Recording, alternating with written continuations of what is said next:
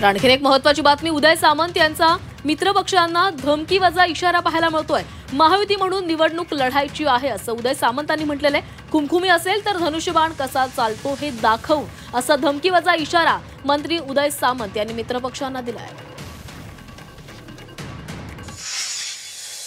कारण मला असं वाटतं की महाराष्ट्रात जेवढं जास्त कोण बोलत नाही तेवढं तुमच्या तालुक्यात बोलायला लागले। आम्ही स्वबळावर लढणार आहोत, आम्ही झेंडिओलोच आहोत, आमच्याकडे ही संस्था आहे, आमच्याकडे ती संस्था आहे, आम्ही 33,000 शेतकऱ्यांपर्यंत पोहोचलेलो आहोत। काही म्हणतात आम्ही शाळांपासून 28,000 लोकांपर्यंत पोहोचलेलो आहोत। माझी आपल्याला विनंती आहे की आपल्याला महायुतीनंच निवडणुका लढवायची आहे, पण कोणाला खुमखुमी असेलच तर आपला धनुष्यबाण कसा चालतो हे देखील दाखवण्याची जबाबदारी।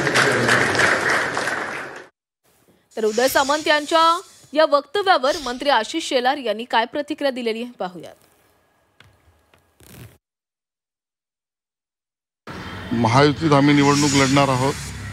प्रत्येक पक्षाला स्वतःचं बळ वाढवण्याचा अधिकार आहे।